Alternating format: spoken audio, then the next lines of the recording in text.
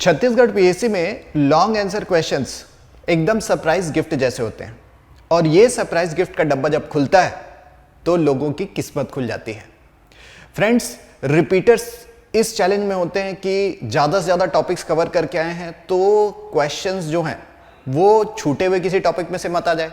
वहीं फ्रेशर्स ये सोचते रहते हैं थोड़े से टॉपिक पढ़े इसी में से लॉन्ग आंसर आ गया तो फिर धुआंधार नंबर खींच लेंगे, पर चैलेंज दोनों के लिए बराबर होता है दोस्तों। सो आज मैं लेकर के आया हूं लॉन्ग आंसर क्वेश्चंस में व्हाट, व्हाई एंड हाउ। तो चलिए स्टार्ट करते हैं दोस्तों। सबसे पहले लॉन्ग आंसर क्वेश्चंस दिखाई कैसे देते हैं, तो देखिए लॉन्ग आंसर क्वेश्चंस जो हैं वो बहुत ही कॉम्प्लिकेटेड और लंबे रहते हैं।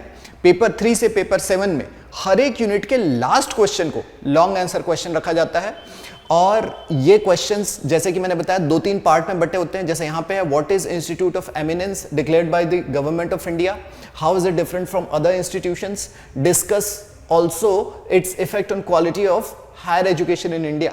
3 पार्ट में क्वेश्चन है और ये पेपर 7 यूनिट 3 से पूछा गया है, एजुकेशनल इंस्टीट्यूशन वाला। अभी टोटल 3 ही क्वेश्चन होते हैं लॉन्ग आंसर। फर्स्ट यूनिट और थर्ड यूनिट से आपको 15 मार्क्स के क्वेश्चन आते हैं और सेकंड यूनिट से आपको 10 मार्क्स के क्वेश्चन आते हैं। फर्स्ट और थर्ड यूनिट के 15 मार्क के क्वेश्चन आपको 175 वर्ड्स में लिखने हैं और सेकंड यूनिट का 10 मार्क का क्वेश्चन आपको 125 वर्ड्स में लिखना है। उसी हिसाब से आपको बहुत सारा स्पेस मिलता है। इसके अलावा आपको यहां पर क्वेश्चन के लिए 2 ऑप्शन मिलते हैं, 2 में से एक ऑप्शन आपको चूज करना है और उसके ऊपर लिखना है। तो आइदर और वाला केस रहता है, आइदर राइट दिस और दैट। तो यहां पे आपके पास चॉइस भी रहती है। इसका मतलब है कि यू कांट स्किप इट, आपको ये लिखना ही पड़ेगा और लिख करके आपको बढ़िया से बढ़िया परफॉर्म करना पड़ेगा, वरना आपके हाथ से अच्छे खासे 40 नंबर निकल जाएंगे जो सिर्फ 3 क्वेश्चन लिखने से मिल सकते हैं। नेक्स्ट पार्ट है दोस्तों why. Why are there long questions?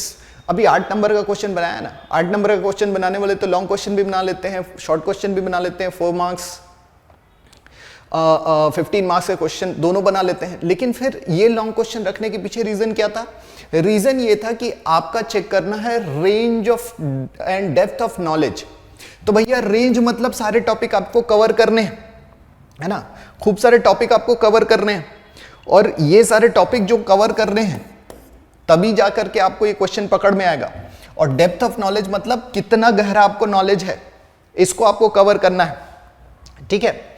Organisation skill, how to write, इतना सारा क्वेश्चन आपको एक साथ दे दिया है, हाउ टू ऑर्गेनाइज इट, कौन सा थोड़ा जगह लेगा, कौन सा ज्यादा जगह लेगा, उसको ऑर्गेनाइज करना। प्रेजेंटेशन, यही चीज सबके अंदर अलग अलग रहता है।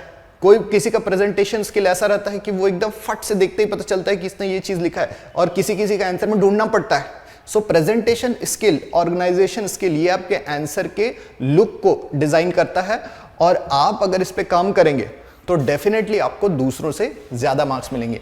फाइनली और इवैल्यूएशन स्किल, किसी टॉपिक को पढ़ के आपका ओपिनियन कैसा बनता है, इससे रिलेटेड आपके पास आइडियाज होने चाहिए दूसरों से स्टैंड अपार्ट होने के लिए। सो दोस्तों लॉन्ग आंसर क्वेश्चन को कैसे हैंडल करें? How, read the question and underline the topic and angle of question and then read again. Question एक बार तो पढ़ना ही नहीं है, 2 बार पढ़ना है। लेकिन यहां पे क्वेश्चन पढ़ते पढ़ते जो क्वेश्चन वर्ड है जैसे कि डिस्क्राइब, एनालाइज, इवैल्यूएट, इसको अंडरलाइन करना है। और जो टॉपिक है, जैसे अभी मैंने क्वेश्चन पढ़ा था what is institute of eminence, तो इंस्टीट्यूट ऑफ एमिनेंस को अंडरलाइन करना है, व्हाट को अंडरलाइन करना है। वो क्वेश्चन पढ़ते ही आपको समझ में आ गया कि इसका डेफिनेशन पूछा है, इसके बारे में पूछा है, 4 लाइन से ज्यादा का आंसर नहीं होगा, यानी कि उतने ही मार्क्स उसके लिए अलॉट होंगे, ठीक है। तो बाकी के मार्क्स बाकी के पार्ट के लिए हैं। तो इस तरह से जब दोबारा पढ़ते हैं तो हम लोग को क्वेश्चन में कुछ भी चीज मिस नहीं होता है और सारे क्वेश्चन का जो एंगल है वो समझ में आ जाता है, हमारा दिमाग उस फील्ड में काम करना स्टार्ट कर देता है। सो प्लानिंग सबसे इंपॉर्टेंट है दोस्तों। प्लानिंग क्यों इंपॉर्टेंट है? सबसे पहले तो आपको जितना स्पेस दिया है उस स्पेस में अगर आप एक तरफा लिखना शुरू करेंगे तो भर जाएगा और आपका आंसर कंप्लीट नहीं होगा कभी भी। So you have to divide your space. जो स्पेस है उसको प्लान करके डिवाइड करना है कि मुझे इतने जगह पे ये लिखना है, इतने जगह पे ये लिखना है। आपकी ऑर्गेनाइजेशन स्किल यहां पे काम आ रही है। देन आपको जो है जो पॉइंट्स कवर करने हैं, अगर आप पॉइंट वाइज लिख रहे हैं तो पॉइंट्स में कवर करना है। अलग अलग क्वेश्चन है, आप किसी को पॉइंट वाइज लिख सकते हैं, किसी को पैराग्राफ में आंसर कर सकते हैं। रफ के अंदर में आपको ये सब पॉइंट्स लिखना है।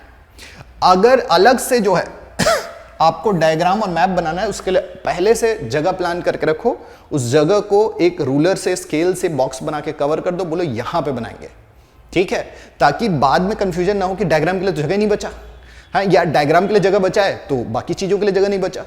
एक छोटा डायग्राम और मैप बनाने के लिए आपको इस तरह का सेटअप जमा के रखना है। नेक्स्ट फ्रेंड्स, आपको जो है प्लान करके और फिर तेजी से लिखने में लग जाना है। रफ में तो आपने सारे पॉइंट्स लिखे हैं, यहां पे सिर्फ आपको फ्लो में लिखते जाना है। सो स्विफ्टली, फास्ट लिखिए, क्योंकि टाइम बहुत कम है। आपने 1.5-2 मिनट ऑलरेडी प्लानिंग में दे दिया है। ऑलवेज यूज लेबल डायग्राम, ये मैंने पहले भी कहा है। डायग्राम का नाम, मैप का नाम और उसका लेबलिंग बहुत कंपलसरी है, भले ही वो साफ सुथरा दिखे या ना दिखे, पर नाम वाम रहना बहुत जरूरी है। Present according two questions of the word या एंगल ऑफ द क्वेश्चन। ये जो क्वेश्चन वर्ड होता है, जैसे कि डिस्क्राइब, आपको जनरली पूरी चीजें बता देनी है जो आप जानते हैं। एनालाइज, आपको रीजंस बताने हैं कि क्या कारण है किसी चीज के, ठीक है, कॉजेशन में जाना है। इवैल्यूएट, आपको पॉजिटिव्स बताने हैं, नेगेटिव्स बताने हैं, ठीक है, और उसके बाद फिर अपना एक रिजल्ट भी देना है। जबकि क्रिटिसाइज में आपको मोस्टली नेगेटिव पॉइंट्स बताने हैं, फिर थोड़े से पॉजिटिव पॉइंट्स बता के बैलेंस कर देना है। तो इस तरह से आपके आंसर का जो डिजाइन है आपका प्रेजेंटेशन के लिए पूरा चेंज हो जाता है। एंड फाइनली आपको जो है neat and clean hand writing रखनी है, ठीक है, ओवरलैपिंग ना हो, ज्यादा कटपीट ना हो तो बहुत अच्छी बात है। और इसके लिए आपको एक्स्ट्रा मार्क्स मिलेंगे, क्योंकि एग्जामिनर आर टीचर्स और टीचर्स को neat and clean hand writing पसंद है। तो इन पॉइंट्स का ध्यान में रख करके दोस्तों आप ज्यादा से ज्यादा मार्क्स हासिल कर सकते हैं और अपना सिलेक्शन एंश्योर कर सकते हैं। Thank you.